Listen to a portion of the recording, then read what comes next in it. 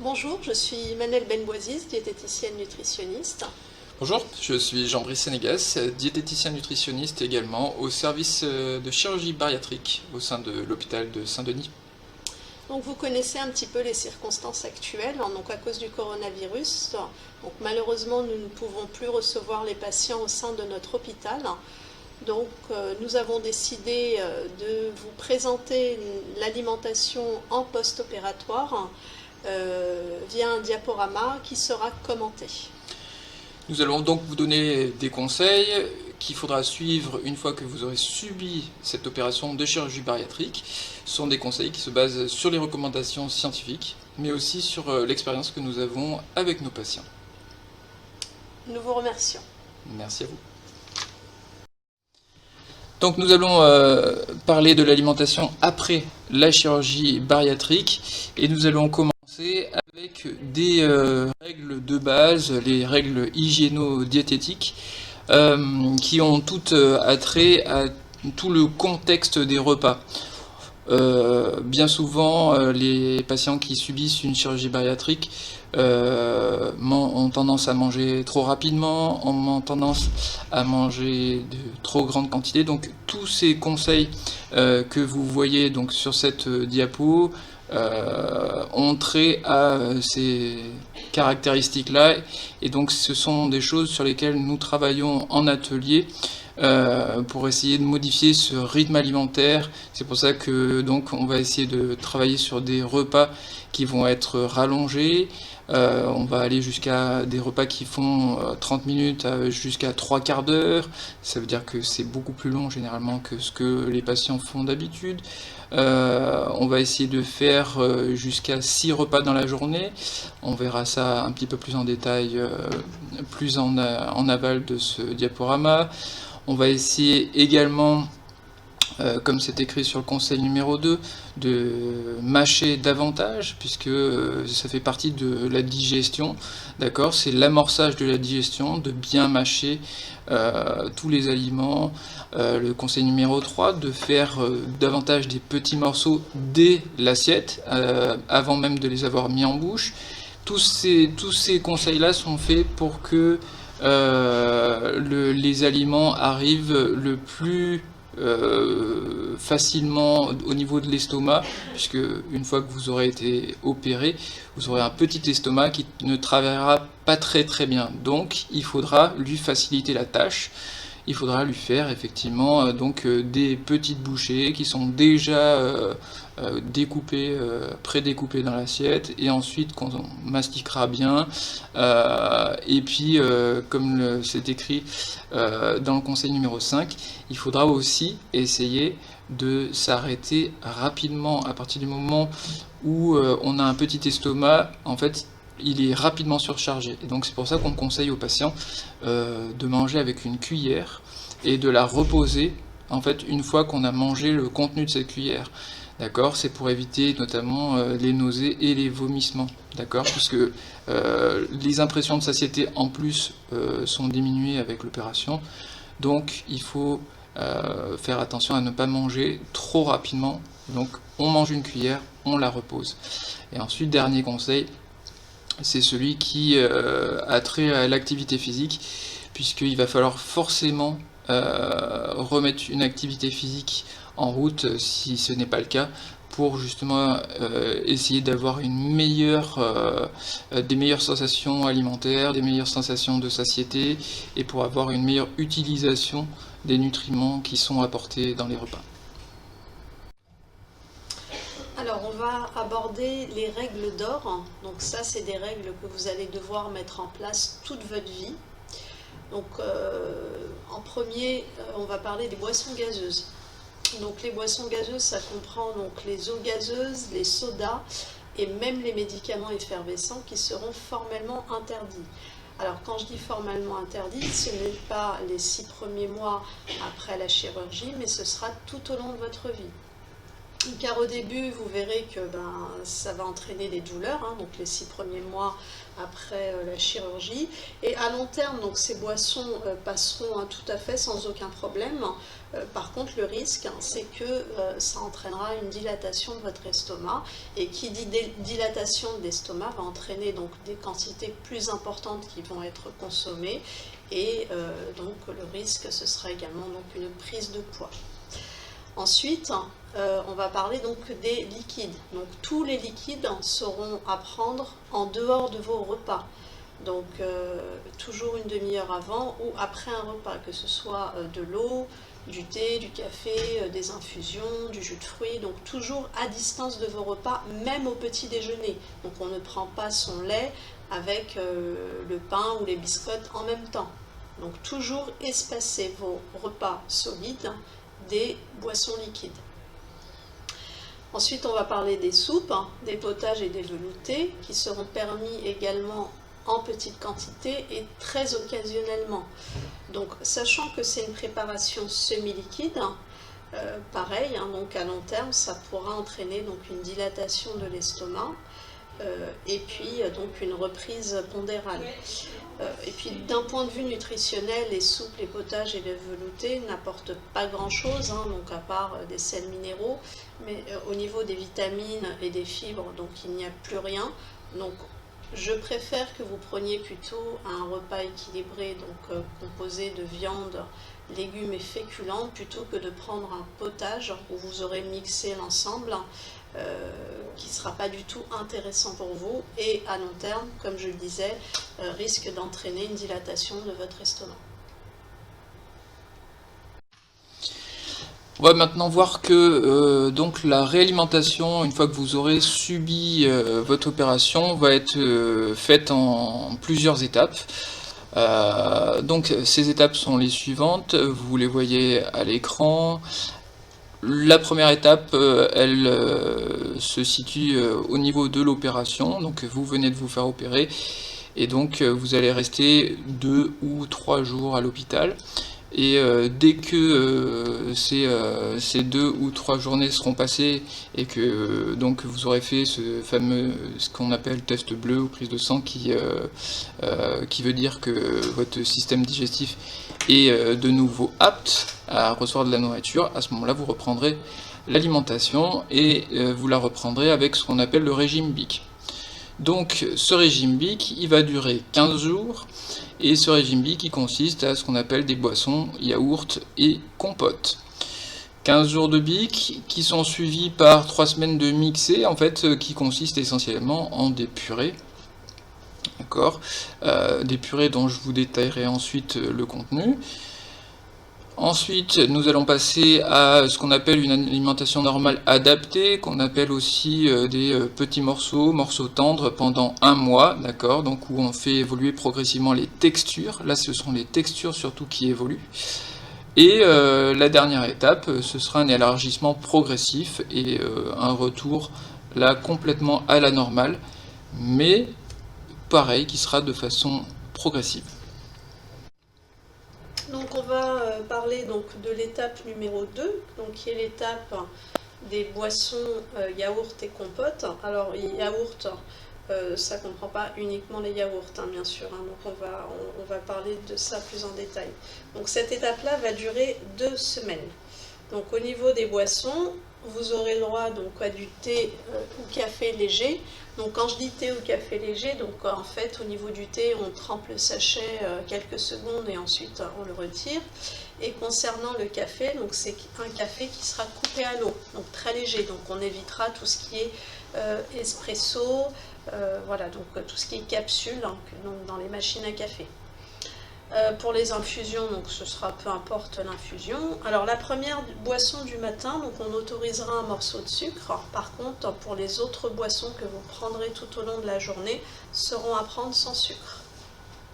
Pour les laitages, donc les laitages autorisés pendant cette période-là, ce sera donc le lait demi-écrémé, les yaourts nature sans sucre ajouté, les petits suisses, ou les fromages blancs nature à 20% de matière grasse, ou 3,8%, parce qu'aujourd'hui dans le commerce on va beaucoup plus trouver la mention 3,8% que 20%, mais c'est exactement la même chose. Donc ce seront des laitages à prendre nature sans sucre ajouté. Donc pas de laitage aromatisé, pas de laitage avec des morceaux de fruits. Ensuite, concernant le bouillon de légumes, donc ce sera un bouillon de légumes donc, que vous allez préparer vous-même à la maison. Donc vous faites cuire des légumes dans de l'eau. Une fois que les légumes sont cuits, vous récupérez l'eau de cuisson que vous pourrez assaisonner, donc comme l'indique le petit livret qu'on vous remettra, par des épices douces ou des herbes aromatiques en poudre ou en paillettes. Et ensuite, donc, nous avons les compotes de fruits sans sucre que vous prendrez en même temps que vos laitages. Donc soit des compotes faites maison ou des compotes du commerce avec la mention sans sucre ajouté. Donc une fois que vous aurez fait ce fameux régime BIC pendant 15 jours, on arrive à ce qu'on appelle donc l'alimentation mixée, qui va durer 3 semaines. Vous verrez dans le petit livret qu'on va vous remettre que c'est une alimentation mixée qui va être faite grâce à une machine de type blender ou mixeur, mais en tout cas c'est des mixeurs qui ont une hélice au fond du bol mixeur pour pouvoir avoir une consistance très lisse, car votre estomac à ce moment-là n'est pas capable de digérer correctement toutes les fibres, etc. des aliments. Donc c'est très très important que vous ayez ce mixeur, mais vous verrez ça sur le livret. Concernant maintenant le choix des aliments, en fait le midi et le soir, votre repas sera constitué d'une purée, et donc cette purée sera constituée de 3 éléments principaux. Il y aura donc des viandes, des légumes et des féculents. Les viandes, vous allez mixer 50 grammes soit de viande, soit de poisson. Si vous prenez de la viande, ça va être des choses qu'il faut pouvoir quand même facilement mixer. Ne prenez pas des choses avec des tendons, etc. Bien entendu, il faut prendre des choses de type jambon, blanc de poulet, voilà. Ou si vous prenez du poisson, ça va être des filets de poisson blanc, voilà, où il n'y a pas d'arête, il n'y a pas de morceaux, pour que ce soit facilement mixable. Et donc ça, on en prend 50 grammes. Si on prend au niveau des quantités, c'est assez simple à faire. Ça veut dire que si c'est du jambon, ça va faire une tranche de jambon. Si c'est un steak, ça va faire un demi-steak. Et si c'est un filet de poisson, ça va faire la moitié du filet de poisson en termes de quantité. Pour les légumes, donc à ce moment-là, vous avez le choix de prendre les légumes que vous souhaitez. Il faut seulement essayer de ne pas prendre des légumes qui vont vous faire éventuellement des gaz, comme les choux, les choses comme ça. Et vous les mixez donc avec votre viande ou votre poisson. Ensuite, vous mettrez le dernier ingrédient, donc qui sont les féculents. Donc ça va être soit des pommes de terre, etc., des pâtes, ce que vous voulez. En tout cas, si c'est des pommes de terre, vous pourrez les mixer avec les 2 autres ingrédients. Sinon, si par exemple ce sont par exemple des pâtes de type alphabet ou des vermicelles, à ce moment-là, vous n'aurez pas forcément besoin de les mixer. Une fois qu'ils sont bien cuits, vous pourrez les manger comme ça. Vous ferez de toute façon ce qui convient à votre tolérance digestive du moment. C'est très important de faire toujours en fonction de ça. Donc 3 ingrédients, viande, légumes, féculents pour faire cette purée. Ensuite, à cette purée, vous pourrez rajouter un petit peu de matière grasse, que ce soit de l'huile végétale, de la margarine ou du beurre que vous pouvez rajouter donc à la fin de la préparation. Donc si vous prenez de l'huile par exemple, ça va être une cuillère à soupe que vous pourrez rajouter à la fin du plat. Et vous pourrez aussi mettre une sauce de type béchamel sans beurre, donc qu'on vous aura indiqué dans le livret, vous verrez, c'est assez simple à faire. Pour le choix du reste des aliments, les fruits sont toujours à cette étape sous forme de compote sans sucre. Les produits laitiers, ce seront toujours les yaourts nature, les fromages blancs, les petits suisses nature, et vous pourrez aussi utiliser des crèmes de gruyère. Ça, vous pourrez les mettre également dans la purée elle-même pour lui donner une bonne texture et y rajouter des protéines. C'est une petite source de protéines qui n'est pas négligeable.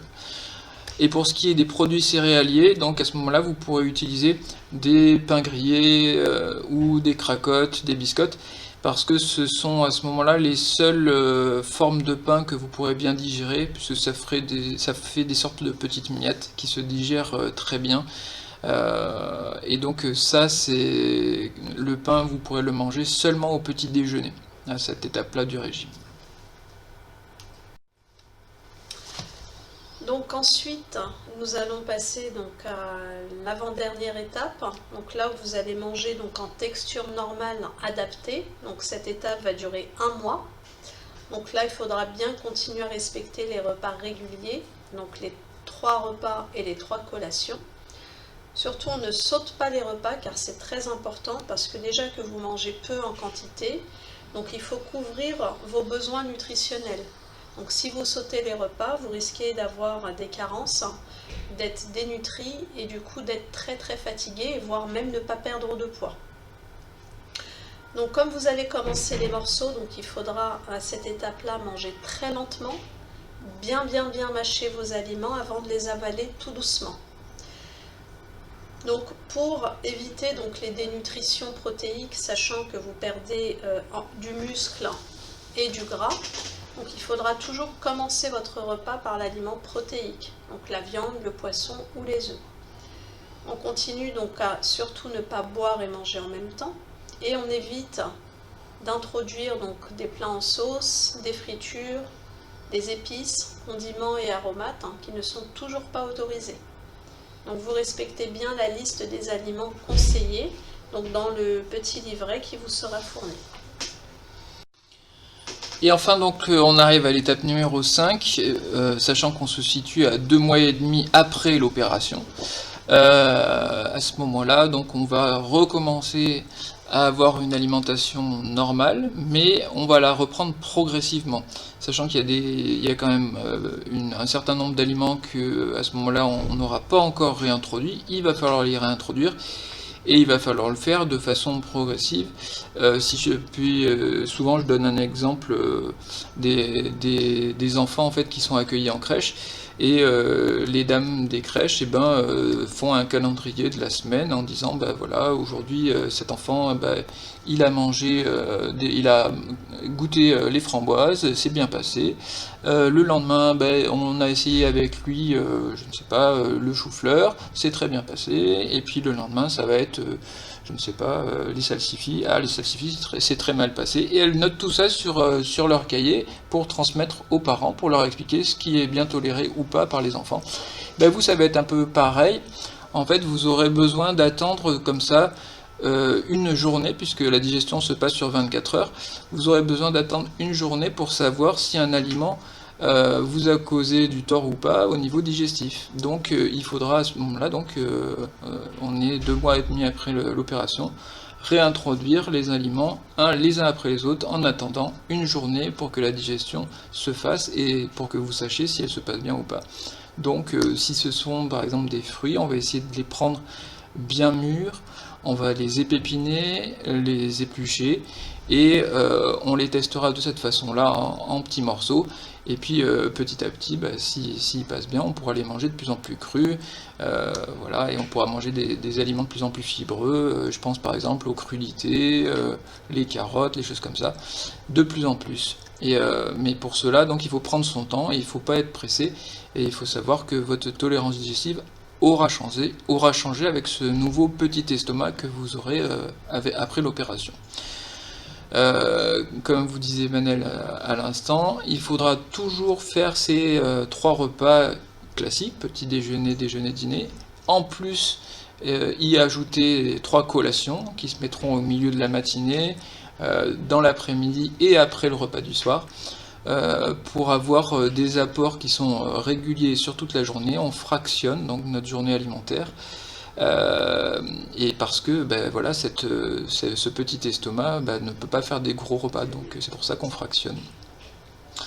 Et puis il faudra aussi limiter les aliments gras et sucrés, notamment les produits sucrés, pour éviter ce qu'on appelle les problèmes de dumping syndrome. Problème de dumping syndrome, il se passe environ 20 minutes à 30 minutes après un repas qui a été trop chargé en sucre. en fait, ce phénomène du dumping syndrome est causé par une trop grande charge en sucre d'un repas qui cause ce qu'on appelle un appel d'eau au niveau intestinal et qui en fait produit une sorte de malaise où vous aurez besoin éventuellement de vous asseoir, voire de vous coucher parce que vous avez ce malaise, et c'est des choses qu'il faut vraiment éviter. Voilà, parce que ça crée vraiment des désordres nauséeux qui sont très désagréables. Et il faut savoir que ça peut aussi arriver quand on mange des plats trop gras, des plats en sauce, des fritures, des choses comme ça. C'est pour ça qu'il va falloir être en fait assez vigilant et s'imposer quand même de pas manger des fritures trop souvent. Au maximum, ça va être une fois tous les 15 jours, mais je dis bien au maximum. Et donc on ne le privilégie pas du tout, ce genre d'aliments. Je vais juste compléter. Alors par rapport à la réintroduction des aliments, donc les 6 premiers mois, il faut éviter donc tout ce qui est chou. Donc ça comprend donc les choux rouges, choux verts, choux blancs, ainsi que les brocolis et le chou-fleur, hein, car c'est assez irritant pour l'estomac et les intestins, et ça risque de vous provoquer des douleurs, des ballonnements, et du coup, voilà, ça risque d'entraîner des malaises. Ainsi que pour les poivrons et les concombres aussi, qui sont pas très digestes, donc on attendra bien 6 mois avant de les réintroduire.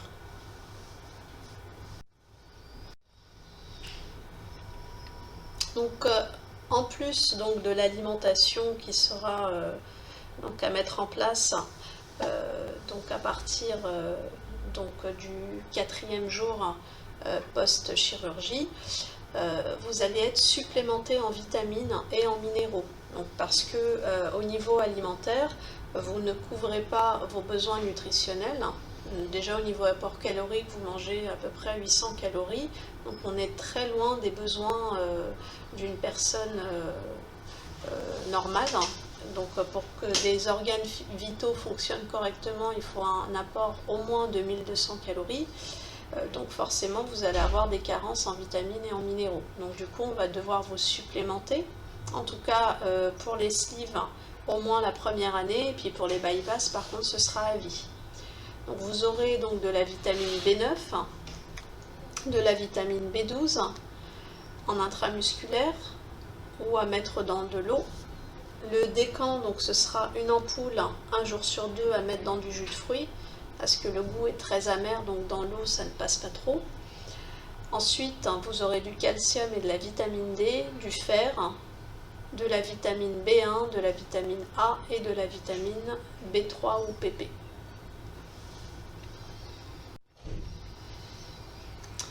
Donc nous vous remercions, j'espère que toutes ces informations vous seront utiles.